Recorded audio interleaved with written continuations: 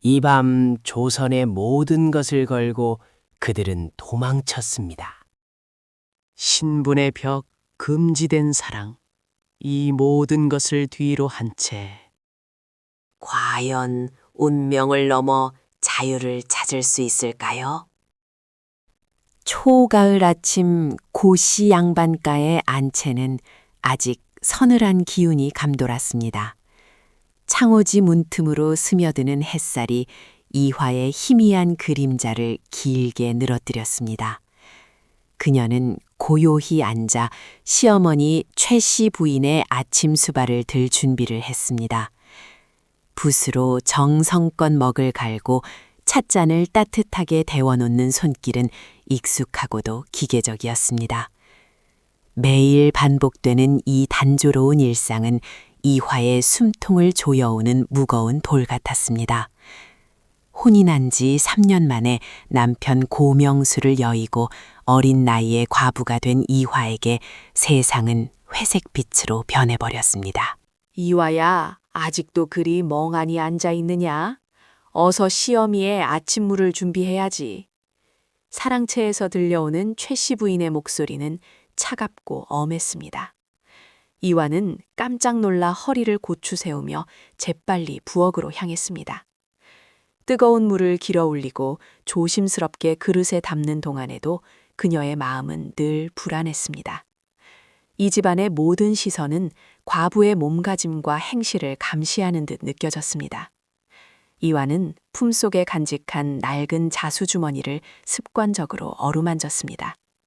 그것은 남편 고명수가 병상에서 숨을 거두기 직전 탐욕스러운 시어머니의 문을 피해 친정어머니의 유품이라 속여 그녀의 손에 몰래 쥐어준 것이었습니다. 그 주머니 속에는 낡은 종이 조각이 들어있었으나 이화는 그 의미를 알지 못하고 그저 남편이 남긴 마지막 온기로만 여길 뿐이었습니다.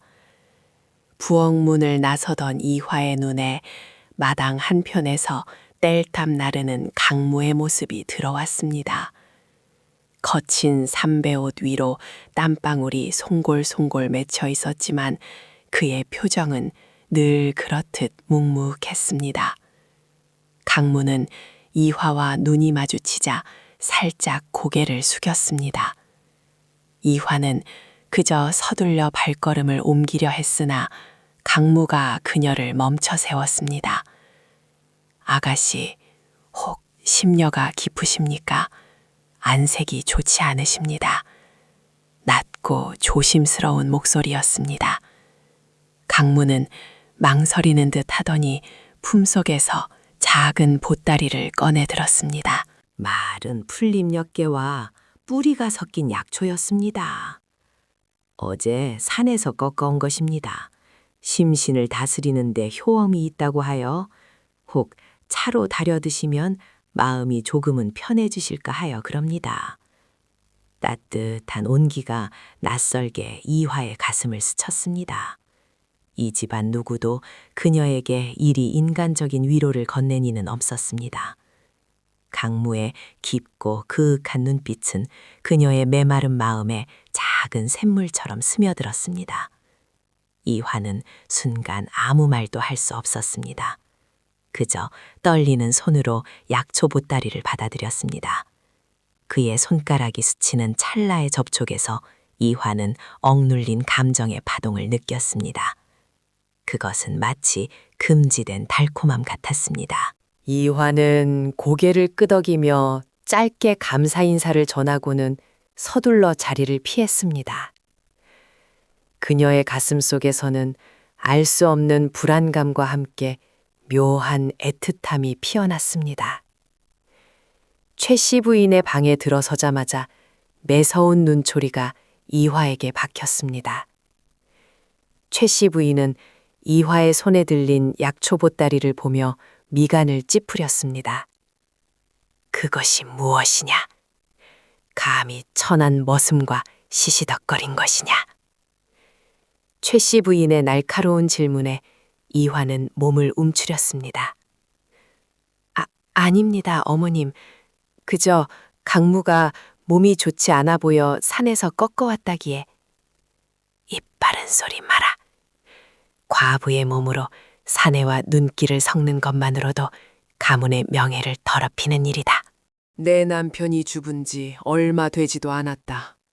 온 마을 사람들이 너의 일거수일투족을 주시하고 있거늘 네가 그리 경망스럽게 행동하면 이 집안의 체면이 뭐가 되겠느냐. 최씨 부인의 호통은 차가운 비수처럼 이화의 가슴을 찔렀습니다. 그녀는 고개를 숙이고 아무 말도 할 수 없었습니다. 눈물이 왈칵 쏟아질 것 같았지만 간신히 참아냈습니다. 최씨 부인은 혀를 차며 약초 보따리를 빼앗아 마루 밖으로 던져버렸습니다. 그날 오후 이화의 친정 오라버니 이정엽이 고씨 양반가를 방문했습니다. 그는 최씨 부인에게 정중히 인사하고 이화에게는 다정하게 안부를 물었습니다.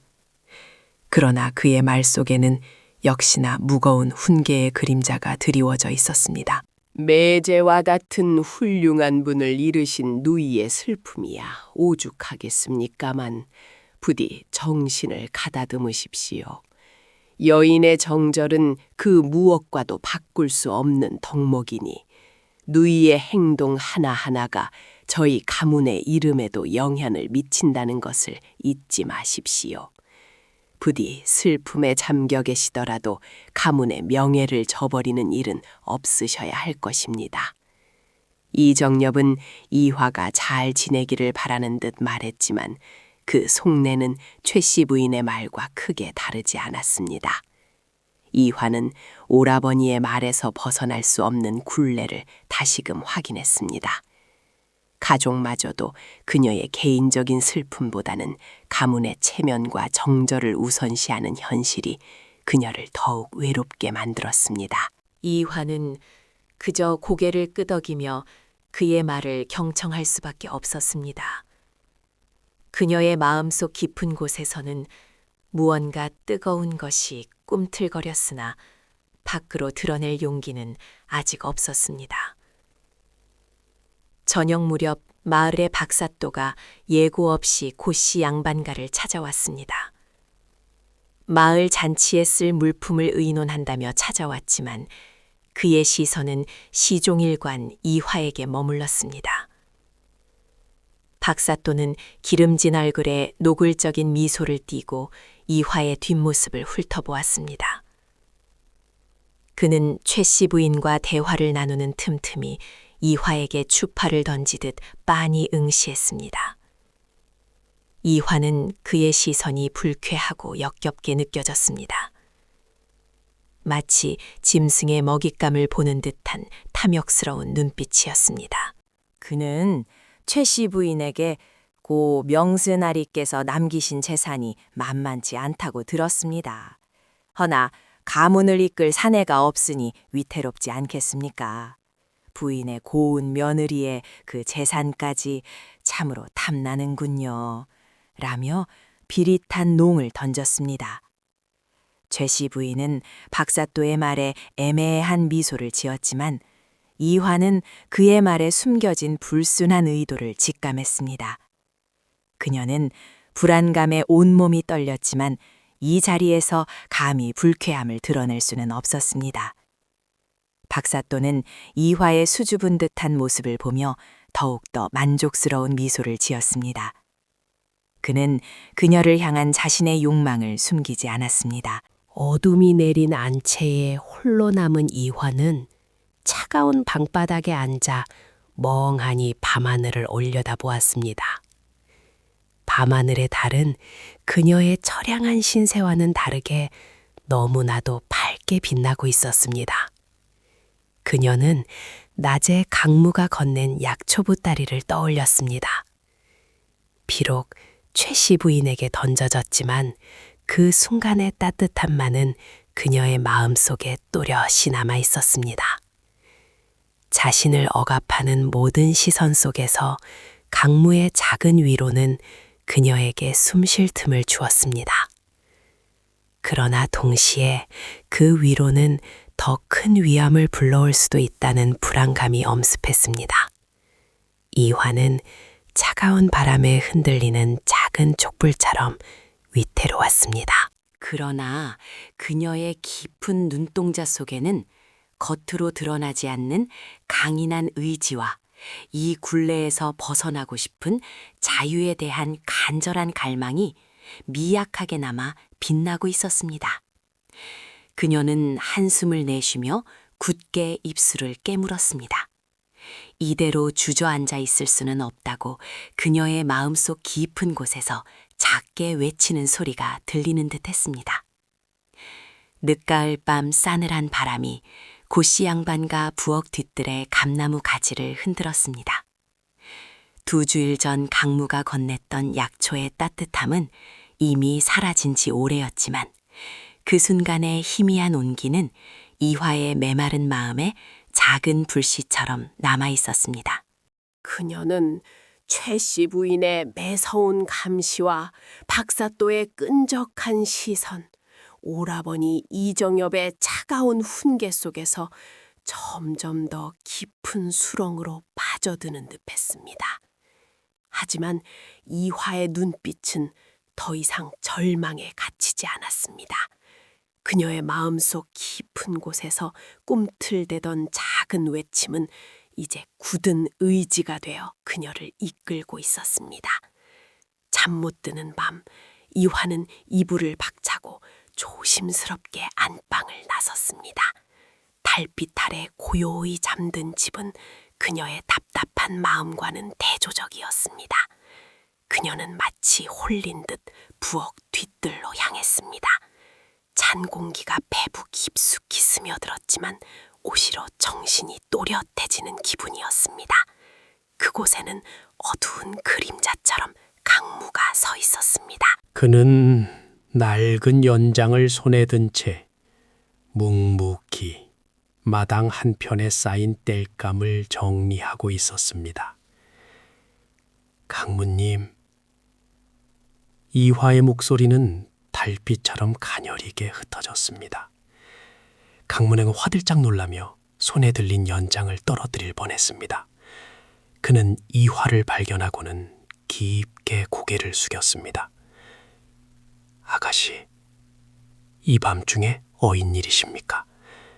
추운 밤바람에 감기라도 드시면 어쩌려고 그리 나오셨습니까? 이화는 강무의 따뜻한 걱정에 가슴 한편이 시큰거렸습니다. 잠이 오지 않습니다. 마음이 이리 소란스러운데 어찌 편히 눈을 붙일 수 있겠습니까? 그녀는 더 이상 자신의 감정을 숨길 힘이 없었습니다. 강무님께서 그때 건네주셨던 약초, 어머님께서 버리셨습니다. 하지만 그 마음만은 제게 위로가 되었습니다.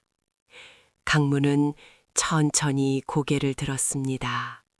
그의 눈빛은 깊고 그윽했습니다. 아가씨의 고단한 마음을 제가 어찌 다 헤아릴 수 있겠습니까? 이 천한 머슴이 감히 아가씨께 드릴 수 있는 것은 이 따뜻한 마음뿐입니다. 부디 너무 힘들어 마십시오. 그는 이화에게 한 걸음 다가서며 차가워진 그녀의 손을 잡으려 했으나 이내 멈칫하며 주먹을 쥐었습니다. 하지만 그 찰나의 망설임 속에서 두 사람의 마음은 걷잡을 수 없이 가까워졌습니다. 금지된 감정의 불씨는 이제 서로의 눈빛 속에서 활활 타오르는 불꽃이 되어 타올랐습니다. 그들은 아무 말 없이 서로를 바라보았습니다. 달빛 아래 두 사람의 그림자가 하나로 겹쳐지는 듯했습니다. 이화는 가슴 속에서 솟아나는 낯선 용기에 자신도 모르게 강무에게 의지하고 싶다는 간절한 마음을 품었습니다. 그 시각 최씨 부인의 안방에서는 매서운 눈초리가 밤의 어둠을 꿰뚫고 있었습니다. 그녀는 창밖을 내다보며 불안한 기색을 감추지 못했습니다. 요즘 들어 계집애의 눈빛이 전과는 다르니 필시 무슨 꿍꿍이가 있는 것이야. 과부의 몸으로 어디 천한 것과 눈이 맞은 것이 아닌지 최 씨 부인은 이화의 동선을 은밀히 살피도록 지시했으며 하녀들에게도 그녀의 일거수일투족을 보고하라 명했습니다. 그녀의 감시는 더욱 철저하고 가혹해지고 있었습니다. 가문의 명예와 재산을 지키기 위한 최 씨 부인의 집착은 갈수록 병적인 수준에 이르고 있었습니다. 며칠 뒤 박사또가 다시 고 씨 양반가를 방문했습니다. 이번에는 최 씨 부인과 사랑채에서 은밀한 밀담을 나누었습니다. 기름진 미소를 머금은 박사또는 노골적으로 이화의 혼인을 언급했습니다. 고 상공께서 남기신 재산이 만만치 않다고 들었습니다.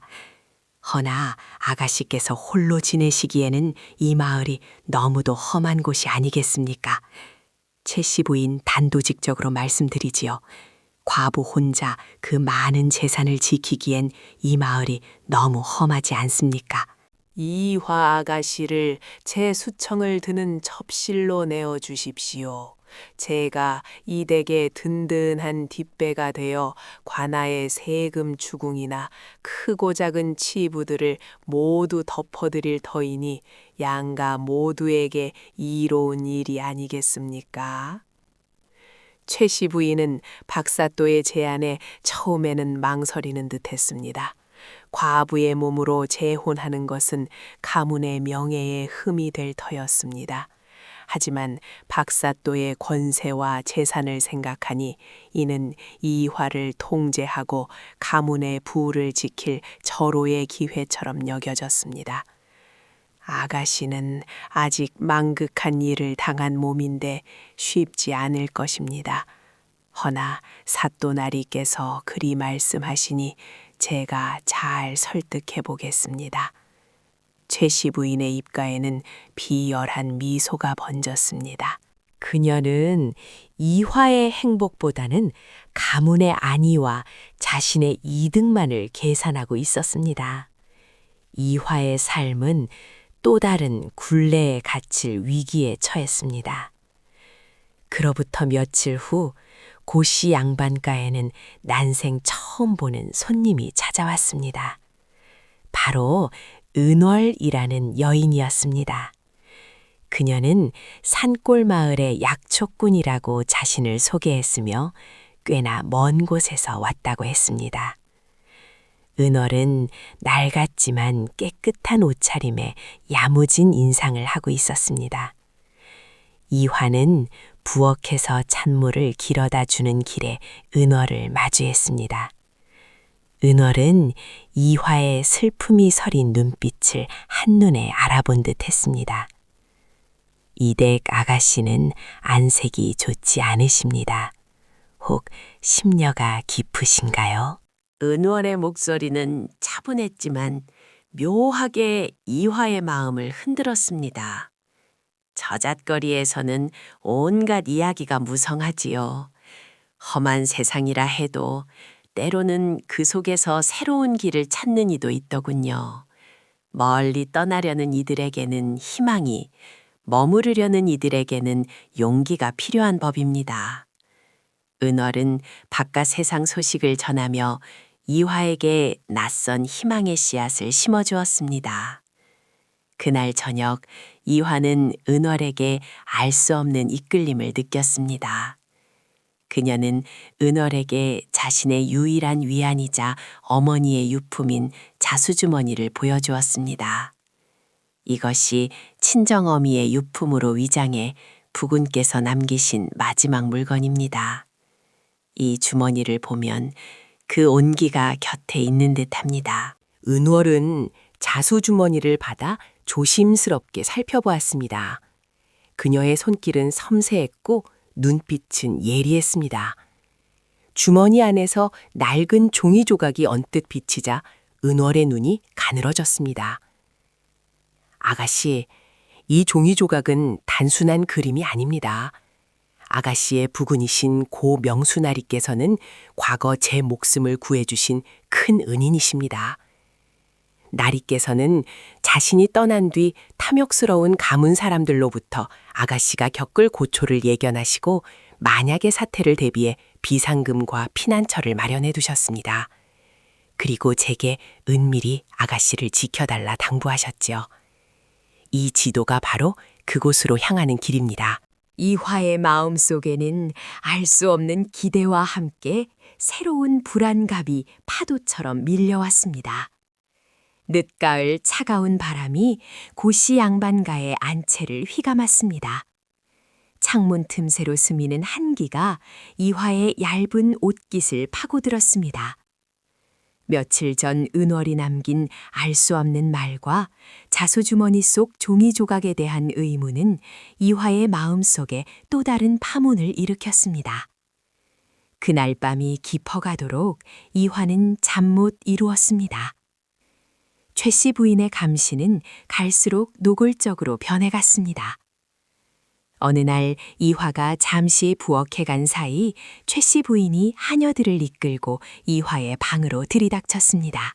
무엇을 숨기고 있는지 과부의 방에서 그리 수상한 기운이 풍기는구나. 최씨 부인의 매서운 눈빛이 방 안을 훑었습니다. 하녀들은 최씨 부인의 지시에 따라 이화의 서책을 뒤지고 옷가지를 헤쳤습니다.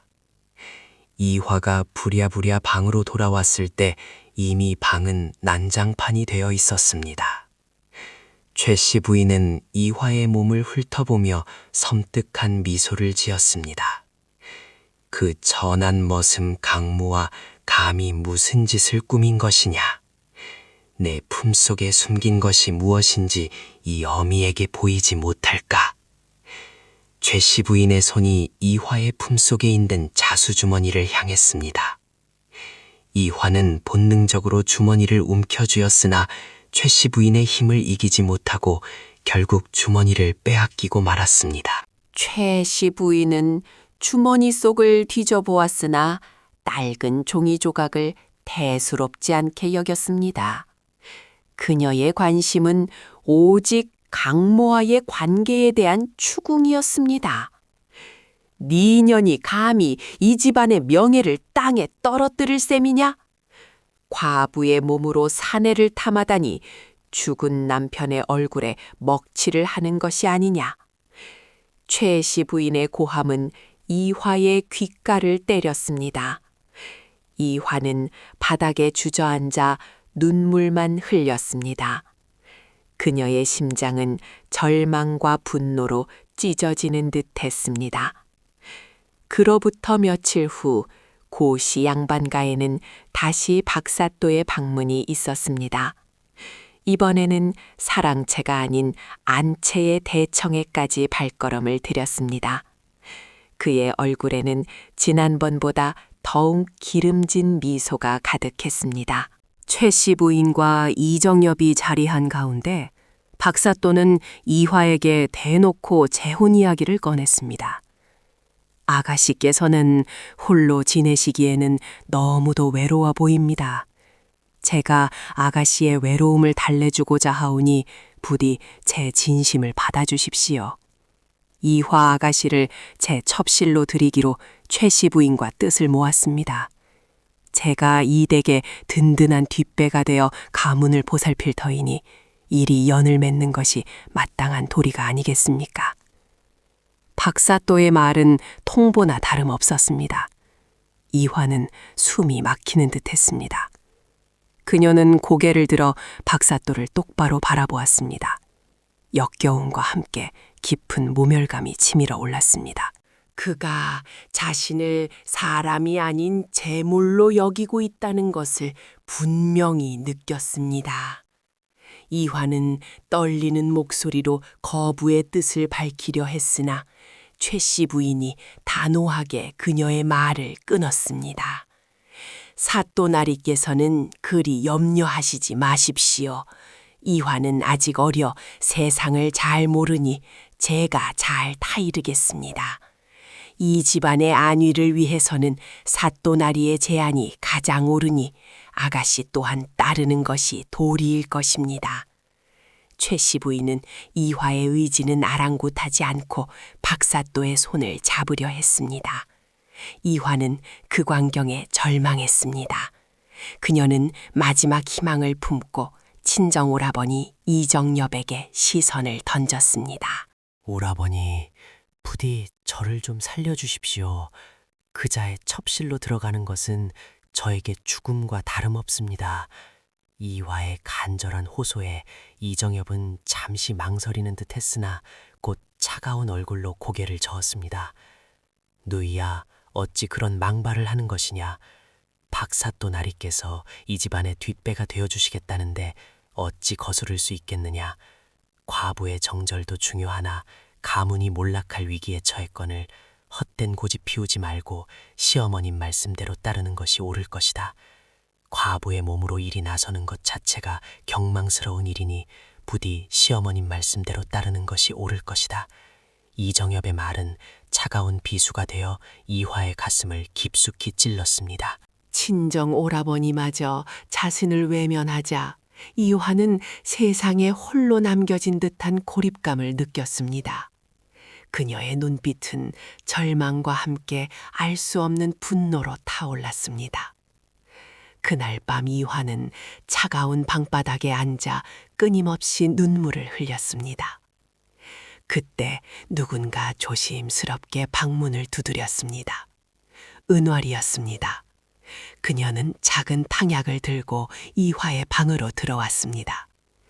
아가씨, 너무 상심하시지 마십시오. 세상에는 아직 아가씨가 모르는 길이 너무도 많습니다. 은월은 탕약을 건네며 이화의 옆에 앉았습니다.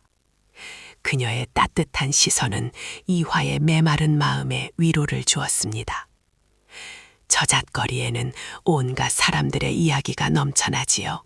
누군가는 굴레에 갇혀 한평생을 살지만 누군가는 그 굴레를 박차고 나와 새로운 세상을 만난답니다. 험한 길이겠지만 그 길 끝에는 진정한 자유가 기다리고 있을지도 모릅니다. 은월의 말은 이화의 마음속에 자유에 대한 갈망을 뜨겁게 자극했습니다. 이화는 은월의 말에 깊이 공감하는 듯 했습니다. 그녀는 품속에서 다시 자수주머니를 꺼냈습니다. 최씨 부인에게 빼앗겼다가 간신히 돌려받은 주머니였습니다. 은월님, 이 주머니 속 종이 조각이 대체 무엇을 말하는 것입니까? 부군께서 제게 남기신 것이라 들었으나 도무지 알 수가 없습니다.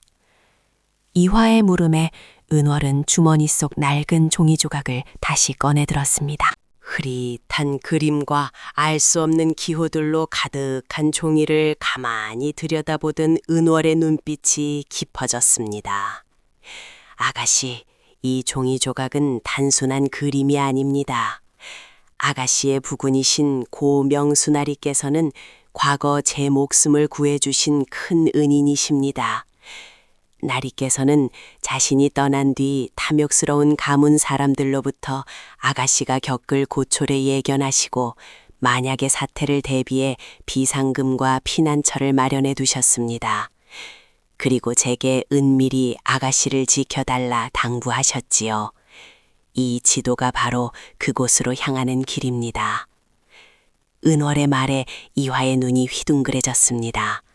비상금과 피난처, 단순한 유품이 아니었습니다. 이 종이 조각은 이화에게 절망 속에서 한 줄기 빛을 찾아줄 지도일지도 모른다는 알 수 없는 기대를 품게 했습니다. 늦가을 밤 고씨 양반가 안채에는 눅진한 어둠이 깔려 있었습니다. 이화는 차가운 방바닥에 꿇어 앉아 있었습니다. 귓가에는 박사또의 기름진 웃음소리와 최씨 부인의 차가운 명령, 그리고 친정 오라버니 이정엽의 외면이 메아리 쳤습니다. 이제 그녀에게는 도망칠 곳도 기댈 곳도 없다는 절망감이 마음이 무거워졌습니다. 숨을 쉬는 것조차 고통스러웠습니다. 그녀의 눈은 삶의 의지를 잃은 듯 희미하게 빛났습니다. 이리 사느니 죽는 것이 차라리 낫지 않겠는가. 극단적인 생각이 머릿속을 잠식하려 할 때였습니다. 끓어오르는 분노와 함께 한 줄기 빛처럼 은월의 말이 떠올랐습니다. 비상금과 피난처, 그리고 품속의 자수주머니. 이화는 떨리는 손으로 자수주머니를 꺼내 낡은 종이 조각을 펼쳤습니다. 어둠 속에서 희미하게 보이는 그림과 기호들은 절망에 잠긴 그녀에게 살아야 한다는 생존의 의지를 심어주었습니다. 종이 조각 속 굽이진 선들은 길을, 점들은 마을을 가리키는 듯 했습니다. 그녀는 그제야 낡은 종이 조각이 단순한 유품이 아닌 자유를 향한 지도임을 직감했습니다. 수동적이던 이화의 내면에서 감춰졌던 강인한 의지가 솟구쳐 올랐습니다. 그때 인기척에 고개를 들자 창호지 문 밖으로 강무의 그림자가 드리워져 있었습니다. 이화는 급히 종이 조각을 주머니에 도로 넣고 문을 열었습니다. 강무의 얼굴에는 깊은 근심이 드리워져 있었습니다. 아가씨 소식을 들었습니다. 박사 또 나리와의 혼례라니 정말이십니까? 강무의 목소리에는 분노와 안타까움이 뒤섞여 있었습니다. 이화는 고개를 끄덕였습니다. 더는 이 집에서 살 수 없습니다. 살아도 사는 것이 아닐 것입니다. 이화의 눈에 다시금 눈물이 고였습니다. 강무님, 부디 저를 좀 도와주십시오. 저를 이 굴레에서 벗어나게 해주십시오.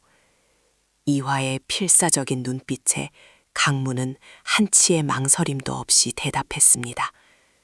아가씨께서 원하신다면 저 강무는 어떤 위험도 마다하지 않을 것입니다.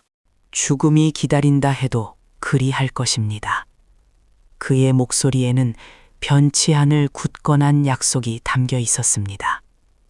이화는 강무의 굳건한 눈빛을 보며 처음으로 살아야겠다는 강렬한 열망을 느꼈습니다. 그리고 그에게서 받은 용기로 야반 도주를 결심했습니다. 두 사람이 대화를 나누는 찰나 뒷뜰에서 서늘한 기척이 느껴졌습니다. 최 씨 부인이었습니다. 그녀는 하인 며칠 대동하고 몰래 두 사람의 밀회를 엿보고 있었습니다. 최 씨 부인의 얼굴은 일그러졌고 그녀의 눈은 살기 어린 분노로 이글거렸습니다. 이 천하고 부정한 것들, 감히 밤늦게 몰래 만나 정을 통한 것이냐? 가문의 명예를 이리 짓밟다니 죽어 마땅할 것들! 최 씨 부인의 고함 소리가 고요한 밤을 갈랐습니다. 하인들이 순식간에 강무에게 달려들어 그를 붙잡았습니다. 몽둥이질이 시작되었습니다. 퍽퍽 살을 찢는 둔탁한 소리가 어둠 속을 갈랐습니다. 강무는 고통에 신을 했지만 이화에게는 눈길조차 주지 않았습니다. 그녀를 지키기 위한 마지막 몸부림이었습니다. 이화는 그 광경에 눈앞이 캄캄해지는 것을 느꼈습니다.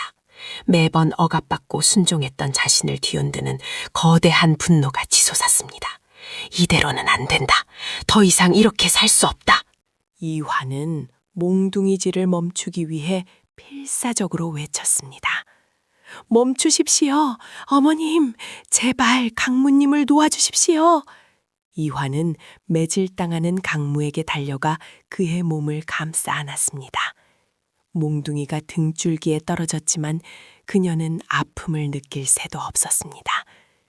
어머님께서는 어찌 이리 잔인하십니까? 저는 어머님의 딸이 아닙니까?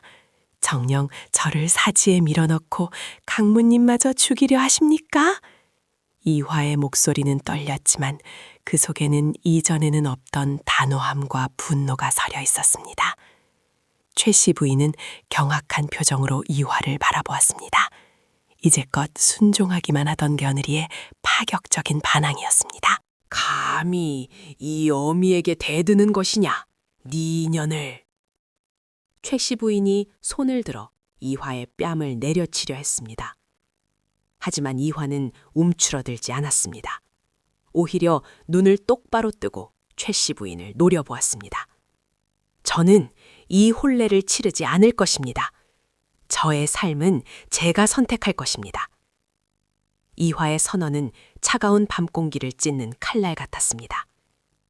강모는 이화의 품속에서 고통스럽게 고개를 들었고 그들의 눈빛이 마주쳤습니다. 그 눈빛 속에는 말로 다 할 수 없는 약속과 함께 죽음마저 불사할 야반도주의 결의가 타올랐습니다. 이 천한 것들을 당장 가두어라. 박사 또 나리께 고하여 당장 혼례를 치르게 할 것이다. 최씨 부인이 격분하여 소리쳤습니다. 그러나 이미 결심을 굳힌 이화는 강무의 손을 잡고 몸을 일으켰습니다. 강무님 어서요. 그들은 망설일 틈도 없이 담장을 넘어 뒷뜰을 벗어났습니다. 자수 주머니 속 종이 조각이 이화의 가슴께에서 함께 뛰는 듯했습니다. 어두운 숲길로 접어들자마자 뒤에서 하인들의 다급한 외침이 들려왔습니다. 도망간다! 잡아라!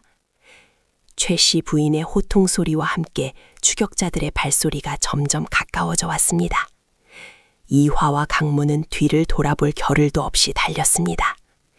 거친 숨소리와 바스락거리는 낙엽 소리만이 그들의 긴박한 도주를 알렸습니다. 이제 그들의 앞에는 미지의 세상이 그리고 생사를 가르는 추격이 시작되고 있었습니다. 어둠이 서서히 걷히고 희뿌연 새벽빛이 깊은 산속 숲길을 감싸기 시작했습니다. 이화와 강무는 헝클어진 옷차림과 거친 숨소리를 안고 좁은 오솔길을 필사적으로 내달렸습니다. 어제의 매질로 몸이 성치 않던 강무는 이화보다 한 발짝 앞서 나무뿌리와 돌부리를 헤치며 길을 열었습니다. 그의 이말에는 식은땀이 피오듯 흘렀지만 이화를 향한 눈빛만은 흔들림 없었습니다. 양반과 과부를 강탈하려는 추악한 범죄를 숨기기 위해 박사또가 관군 대신 은밀히 동원한 사병과 왈패무리가 횃불을 들고 맹렬히 뒤쫓고 있었습니다. 흙먼지 섞인 발소리와 사냥개를 풀어놓은 듯한 그들의 거친 숨소리가 점점 가까워져 왔습니다. 이화는 심장이 터질 듯한 고통 속에서도 필사적으로 발을 놀렸습니다. 주머니 속 자수 주머니가 그녀의 심장 박동에 맞춰 격렬하게 흔들렸습니다. 아가씨, 저것입니다. 작은 계곡이 있습니다. 강무가 헐떡이며 외쳤습니다. 그들이 몸을 던지듯 좁은 비탈길을 미끄러져 내려가자 졸졸 흐르는 작은 계곡물이 눈앞에 펼쳐졌습니다. 그들은 계곡물에 발을 담그고 아래쪽으로 향했습니다. 물의 발자국을 감추려는 강무의 기지였습니다. 그러나 차가운 물살에 지쳐 휘청거리는 순간 숲 위에서 섬뜩한 그림자 몇이 나타났습니다. 저기다. 계곡 아래로 가는구나. 놓치지 마라. 하인들의 고함과 함께 화살 몇 개가 쉭 소리를 내며 날아왔습니다. 강무는 반사적으로 몸을 돌려 이화를 감쌌습니다. 벅! 화살 하나가 그의 어깨를 꿰뚫었습니다. 강무는 고통스러운 신음과 함께 휘청이며 무릎을 꿇었습니다. 붉은 피가 그의 삼배옷을 빠르게 적셨습니다. 강무님! 이화는 절규하며 쓰러지는 강무를 부축했습니다. 그의 얼굴은 새하얗게 질려 있었고 숨조차 제대로 쉬지 못했습니다. 추격자들이 숲을 타고 계곡으로 내려오는 소리가 더욱 선명하게 들려왔습니다. 사지에 몰린 듯한 절망감이 이화의 온몸을 덮쳤습니다. 그녀는 떨리는 손으로 강무의 상처를 움켜쥐었지만 어떻게 해야 할지 알 수 없었습니다. 그때 품속의 자수주머니가 격렬하게 흔들렸습니다. 이화는 마치 무언가에 이끌린 듯 주머니 속 낡은 종이 조각을 꺼냈습니다. 땀과 흙으로 얼룩진 손으로 조심스럽게 펼치자 새벽빛 아래 희미하게 그려진 선들이 눈에 들어왔습니다. 꾸불꾸불한 계곡, 나무로 가득 찬 산등성이, 그리고 작은 점들로 표시된 경로들이었습니다. 은월이 말했던 고 명수의 지도임이 분명했습니다. 이것은 길이다. 이화의 눈빛이 흔들리며 지도를 응시했습니다. 그녀는 문득 정신을 차렸습니다. 지도에는 현재 그들이 있는 계곡 옆으로 난 또 다른 좁은 오솔길이 표시되어 있었습니다. 추격자들이 예상하지 못할 만한 길, 가파르지만 분명히 이 난관을 벗어날 수 있는 길처럼 보였습니다. 강무님, 이쪽입니다. 갈 수 있습니다. 이화는 떨리는 목소리로 강무를 일으켜 세웠습니다. 그의 고통스러운 표정에도 불구하고 이화의 눈빛은 전에 없던 단호함으로 빛나고 있었습니다. 그녀는 지도를 든 채 강무의 팔을 잡아 끌며 추격자들이 내려오는 반대편의 가파른 오솔길로 향했습니다. 강무는 고통 속에서도 이화의 굳건한 손길에 의지하며 비틀거리는 발걸음을 옮겼습니다. 그들이 간신히 오솔길 입구에 다다랐을 때였습니다. 멀리 추격자들이 있는 방향의 숲속에서 갑자기 맹렬한 불길이 치솟았습니다. 이어서 풀이야! 저쪽이다! 하는 다급한 외침이 들려왔습니다. 추격자들의 시선이 순식간에 불길이 치솟는 곳으로 향했습니다. 누군가 의도적으로 불을 지른 듯한 모습이었습니다. 은올이 약속했던 조력의 신호임이 분명했습니다. 이화는 이 짧은 틈을 놓치지 않았습니다. 그녀는 지도를 꼭 쥔 채 피 흘리는 강물을 이끌고 미지의 산길 속으로 몸을 숨겼습니다. 새벽 어둠이 완전히 거치지 않은 숲은 여전히 그들을 삼킬 듯 위협했지만 이화의 손에 들린 낡은 지도는 이제 희망의 길을 가리키고 있었습니다. 강모의 깊어지는 신음소리와 차가운 새벽 공기 속에서 이화의 굳건한 결의가 빛나고 있었습니다. 그녀는 이제 단순한 도망자가 아닌 운명의 주인이 된 강인한 여인의 모습으로 거듭나고 있었습니다. 새벽의 기운이 채 가시지 않은 산길을 이화와 강무는 비틀거리며 올랐습니다. 늦가을의 차가운 공기가 폐부를 찢는 듯했지만 추격자들의 발소리는 끊임없이 뒤를 맴돌았습니다. 강무는 화살 맞은 어깨를 부여잡고 신음했습니다. 고통으로 일걸어진 얼굴은 땀으로 번들거렸으나 그는 이화의 손을 놓지 않았습니다. 이화는 젖먹던 힘까지 쥐어짜 강무를 지탱했습니다. 그녀의 심장은 쿵쿵 울렸고 불안감이 온몸을 잠식했습니다. 그러나 그녀는 흔들리지 않으려 애썼습니다. 한참을 더 헤매던 그들은 마침내 나뭇가지에 가려진 작은 동굴을 발견했습니다. 깊고 험한 산속에 숨겨진 은신처였습니다. 이화는 서둘러 강물을 동굴 안으로 이끌었습니다. 차가운 바위 바닥에 강물을 조심스레 눕히자 그의 몸은 미열로 뜨거웠습니다. 어깨의 상처는 붉게 부어올랐고 흐르는 피는 검붉게 굳어 있었습니다. 이화는 주저할 틈도 없이 자신의 치마폭을 찢어 강무의 상처를 눌렀습니다. 강무님, 잠시만 참으십시오. 제가 어찌든 해보겠습니다. 이화는 떨리는 손으로 주변을 살폈습니다. 다행히 동굴 구석에는 말라붙은 이끼와 작은 풀잎들이 있었습니다. 그녀는 기억을 더듬어 어릴 적 어머니께 배웠던 약초 지식을 떠올렸습니다. 효험이 있을지는 미지수였지만 지푸라기라도 잡는 심정이었습니다. 그녀는 작은 나뭇가지로 이끼와 풀잎들을 찧어 상처에 대었습니다. 강무는 고통스러운 숨을 헐떡이면서도 그녀의 손길에서 시선을 떼지 않았습니다. 그 눈빛은 흔들림 없는 믿음과 걱정으로 가득했습니다. 아가씨, 제가 짐이 되는군요. 강무의 목소리는 갈라져 나왔습니다. 이화는 그의 입술을 닦아주며 고개를 저었습니다. 무슨 말씀을 하십니까? 강무님께서 저를 살리셨습니다.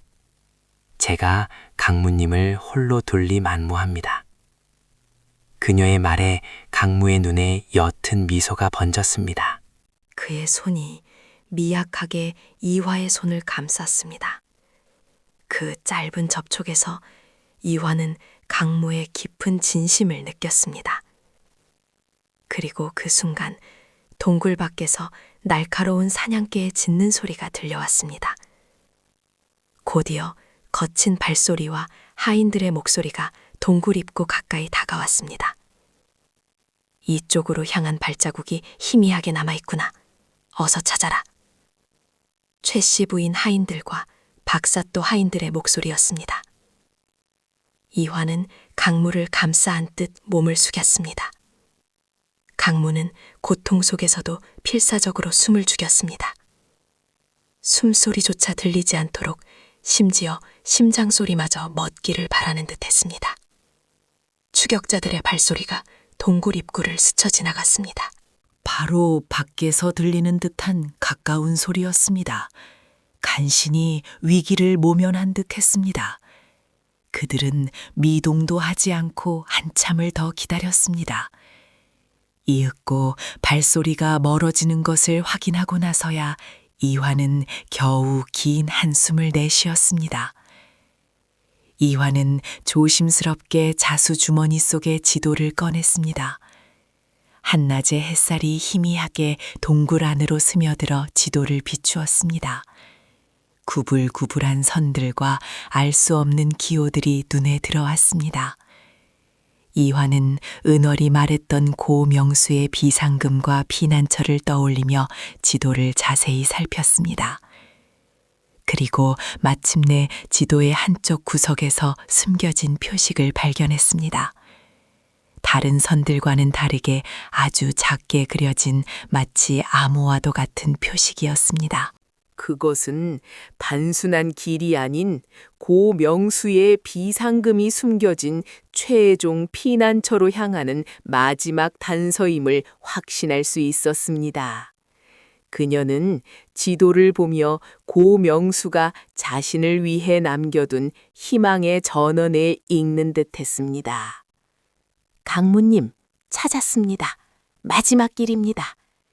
이화의 목소리에는 미약하지만 확실한 희망이 깃들어 있었습니다. 그녀는 지도의 마지막 표식을 손가락으로 가리켰습니다. 강무는 고통 속에서도 고개를 들어 지도를 바라보았습니다.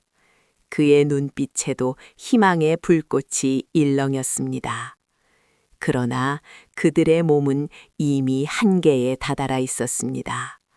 강무의 부상과 이화의 극한의 피로는 더 이상 버티기 힘든 수준이었습니다. 이화는 지쳐 쓰러질 뻔한 몸을 간신히 가누었습니다. 강무 또한 팔 하나를 제대로 쓸 수 없는 몸으로 간신히 버티고 있었습니다. 하지만 이화는 강무의 손을 잡았습니다. 강무는 이화의 어깨에 기대어 몸을 일으켰습니다. 서로에게 의지하는 두 사람의 눈빛 속에서 죽음의 공포를 이겨낸 단단한 용기가 빛났습니다. 아직 고난의 여정은 끝나지 않았지만 그들은 서로에게 희망이 되어 다시 일어섰습니다. 이 험난한 여정의 끝에 분명 진정한 자유와 행복이 기다리고 있을 것이라는 믿음이 그들의 발걸음을 이끌었습니다. 깊고 험한 산길을 수일간 헤쳐나온 이화와 강무는 마침내 지도에 표시된 산골 마을 어귀에 닿았습니다. 늦가을 해는 이미 서산 너머로 기울어 어둠이 짙게 깔리기 시작했고 마을에서는 굴뚝 연기가 피어올라 따뜻한 삶의 온기를 전하고 있었습니다. 강무의 어깨 부상은 여전히 그를 괴롭혔지만 이화의 헌신적인 간호와 목적지에 대한 희망으로 기적처럼 버텨왔습니다. 두 사람의 몸은 만신창이가 되어 있었으나 눈빛만은 살아있는 불꽃처럼 강렬했습니다. 마을 입구에 다다르자 어스름 속에서 익숙한 그림자가 나타났습니다. 바로 은월이었습니다. 그녀는 마치 이들을 기다리고 있었다는 듯 묵묵히 서 있었습니다. 이화는 은월을 보자마자 그 자리에서 주저앉을 뻔했습니다. 안도감과 동시에 지금까지 억눌러왔던 모든 감정이 한꺼번에 밀려왔습니다. 강무 또한 희미한 미소를 지으며 고개를 끄덕였습니다. 오셨군요, 아가씨. 강무님도 무사하십니까? 은월의 목소리에는 걱정과 함께 반가움이 묻어 있었습니다. 은월님, 이화는 말없이 고개를 끄덕였습니다. 은월은 말없이 고개를 돌려 마을 뒷산 쪽을 가리켰습니다. 비상금은 오래된 암자터에 숨겨두었습니다. 부군이신 고 명수나리께서 늘 세상의 불의에 대비해야 한다고 말씀하셨지요. 제가 아가씨의 자수주머니 지도를 보았을 때 직감적으로 이곳임을 알았습니다. 은월의 안내를 받아 세 사람은 마을 어기숲을 가로질러 암자터로 향했습니다. 으슥하고 사람의 발길이 끊긴 곳에는 허물어진 담장과 쓰러진 목탑의 잔해만이 남아 있었습니다. 은월은 능숙하게 주변을 살피더니 낙엽이 수북이 쌓인 작은 돌탑을 향해 손짓했습니다. 강무는 통증을 참으며 돌탑을 조심스럽게 무너뜨렸습니다. 그 아래 흙으로 덮인 낡은 나무 상자가 모습을 드러냈습니다. 이화는 떨리는 손으로 상자를 열었습니다. 그 안에는 생각보다 훨씬 많은 금은 보화와 엽전 뭉치 그리고 몇 장의 문서가 정갈하게 놓여 있었습니다. 고 명수가 이화의 안위를 위해 어쩌면 이 비상금이 필요할지도 모른다는 생각으로 오래전부터 준비해 둔 것이었습니다. 이화는 울컥 치밀어 오르는 감정을 애써 억누르며 상자를 굳게 닫았습니다. 비로소 진정한 자유를 얻을 종잣돈이 손에 들어온 순간이었습니다. 하지만 그들의 기쁨은 그리 오래 가지 못했습니다. 저기다! 저들을 잡아라! 어둠을 찢는 최씨 부인의 날카로운 고함 소리가 산골 어귀에 울려 퍼졌습니다. 불길한 예감은 언제나 현실이 되는 법이었습니다. 박사또와 최씨 부인 그리고 그들이 은밀히 동원한 왈패무리가 마을 입구에서부터 횃불을 들고 맹렬히 달려오고 있었습니다. 이들을 붙잡기 위한 필사적인 추격이었습니다. 이쪽으로 오십시오. 은월은 다급하게 외치며 이화와 강무를 마을 어귀 숲 안쪽으로 이끌었습니다. 어둠 속에서 은월은 미리 준비해둔 덫과 장애물들을 이용해 추격자들의 발을 묶었습니다. 나무에 묶인 줄이 순식간에 추격자들의 진로를 방해하고 미리 파놓은 함정들이 발을 헛디디게 했습니다. 그 사이 징소리와 함께 관아의 법망이 닿지 않는 깊은 산속에 거친 화전민들이 몽둥이와 낫을 들고 어둠 속에서 쏟아져 나와 왈패들의 앞을 맹렬히 막아섰습니다. 이곳은 관아의 개들도 함부로 드나들지 못하는 화전민 터전이다. 웬 왈패놈들이 야밤에 행패란 말이냐. 갑작스러운 화전민들의 거센 저항에 왈패들은 잠시 혼란에 빠졌습니다. 최씨 부인과 박사또는 분노의 찬 얼굴로 소리쳤지만 어둠 속에서 화전민들과 은월의 조직적인 방해에 쉽사리 이들을 쫓을 수 없었습니다. 이화와 강무는 화전민들의 도움과 은월의 지휘 아래 숲의 새끼를 통해 추격자들의 시야에서 완전히 사라졌습니다. 멀리서 들려오는 최씨 부인의 절규와 박사또의 고함은 더 이상 그들을 옥죄는 족쇄가 아니었습니다. 자유를 향한 마지막 도약을 이뤄낸 순간 두 사람의 심장은 격렬하게 요동쳤습니다. 이화는 강무의 손을 굳게 잡았습니다. 그의 손에서 전해지는 따뜻한 온기가 온몸으로 퍼졌습니다. 고명수가 남긴 비상금은 그들의 새로운 삶을 시작할 든든한 종잣돈이 될 것이었습니다. 그들은 인적이 드문 산골 마을 깊숙한 곳으로 몸을 숨기고 그곳에서 작은 초가집을 마련하여 새로운 보금자리를 꾸리기 시작했습니다. 더 이상 쫓기지 않아도 되는 진정한 자신들만의 안식처였습니다. 수년간 억눌렸던 삶의 무게는 점차 가벼워지고 자유와 행복이라는 새로운 희망이 그들을 감싸 안았습니다. 이듬해 봄, 새로운 산골 마을에는 연두빛 새싹들이 돋아나고 있었습니다. 차가웠던 겨울의 흔적을 지우듯 따스한 햇살이 이화와 강무의 작은 초가집 마당을 환하게 비추었습니다. 흙벽은 단단히 다져졌고 지붕의 짚은 촘촘하게 엮어져 아늑하고 견고한 보금자리가 되어 있었습니다. 이화는 마당 한편의 작은 밭에서 서툰 솜씨로 씨앗을 뿌리고 있었습니다. 이제 더는 양반가의 곱디고 온 비단 옷을 입지 않았습니다. 거친 무명 한복이 그녀의 몸에 걸려 있었고 손끝에는 흙물이 배어 있었으나 그 어떤 값비싼 장신구보다 더 빛나는 자유로운 미소가 얼굴에 가득했습니다. 최씨 부인의 따가운 시선도 박사또의 음흉한 그림자도 이젠 그녀의 삶을 옥죄지 못했습니다.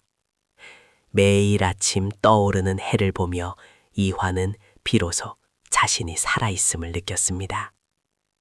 강무는 낫으로 밭 주변의 잡초를 베어내며 이화의 곁을 묵묵히 지켰습니다. 지난 여정에서 다쳤던 어깨는 말끔히 나았습니다. 그의 표정에는 여전히 말수가 적은 본연의 모습이 담겨 있었지만 이화의 웃음소리가 들릴 때마다 그의 깊은 눈빛은 따스한 온기로 가득 찼습니다. 그는 이제 더는 누군가의 머슴이 아닌 이화의 든든한 동반자였습니다. 그들은 고 명수가 남긴 비상금 중 일부로 자그마한 밭되기를 사고 남은 돈으로는 마을 장날에 내다 팔 채소를 심고 약초를 캐는 등 소박하지만 단단한 삶의 터전을 일구어 나갔습니다.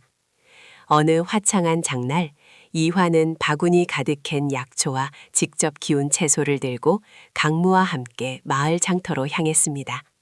사람들의 북적거림 속에서도 그녀는 전혀 위축되지 않았습니다. 오히려 활기 넘치는 장터의 모습은 그녀에게 새로운 생명력을 불어넣는 듯했습니다. 그녀는 능숙하게 약초의 효능을 설명하고 채소의 싱싱함을 자랑하며 손님들과 스스럼 없이 정을 나누었습니다.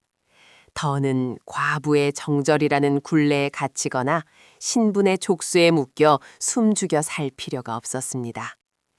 가끔 찾아오는 은월은 박사또가 왈패를 무단 동원하여 사리사욕을 채우려던 비리가 암행어사에게 발각되어 파직당했으며 최씨 부인의 가문 역시 그 여파로 몰락의 길을 걷고 있다는 통쾌한 소식을 전해주었습니다. 이화는 그 소식을 듣고도 더 이상 분노나 증오를 느끼지 않았습니다. 아득한 옛 이야기처럼 느껴질 뿐 그녀의 마음속에는 오직 평온과 자유만이 자리하고 있었습니다. 저녁 무렵 강무는 장터에서 돌아오는 이화를 마중 나왔습니다. 노을이 붉게 물든 산길에서 두 사람은 말없이 나란히 걸었습니다. 이화는 강무의 손을 잡았습니다. 거칠어진 그의 손에서 든든한 삶의 무게와 변치 않는 사랑을 느꼈습니다. 강무 또한 이화의 손을 마주 잡으며 말없이 그녀의 어깨를 감쌌습니다. 두 사람의 발걸음은 가벼웠고 그들의 그림자는 길게 늘어져 산자락을 따라 평화롭게 이어졌습니다. 작은 초가집에 다다르자 이화는 강물을 바라보며 활짝 웃었습니다. 그 미소에는 수많은 고난을 이겨낸 강인함과 비로소 진정한 자신을 찾은 행복이 고스란히 담겨 있었습니다. 강무 역시 따스한 미소로 화답했습니다. 그들의 눈빛은 서로를 향한 깊은 신뢰와 사랑으로 반짝였습니다. 이화님, 이제는 정말 행복합니다. 이화가 속삭였습니다. 저도 그렇습니다, 이화님. 강무는 이화의 이름을 부르며 어색한 듯 미소 지었습니다. 두 사람은 나란히 앉아 초가집 처마 아래로 지는 노을을 바라보았습니다. 어둠이 내리면 반딧불이가 춤을 추고 별들이 쏟아지는 밤하늘이 펼쳐질 것이었습니다. 그들은 더 이상 과거의 속박에 갇히지 않았습니다. 금지되었던 사랑은 이제 누구의 방해도 받지 않는 영원한 자유가 되어 이 산골 마을 깊숙한 곳에서 새로운 역사를 써내려가고 있었습니다. 고단한 농사일과 소박한 장사로 채워질 삶이었지만 그 어떤 부귀영화보다 더 값진 행복과 평온이 그들을 기다리고 있었습니다. 서로의 손을 굳게 잡은 채 두 사람은 영원히 함께할 자신들의 운명을 개척해 나갈 것이었습니다.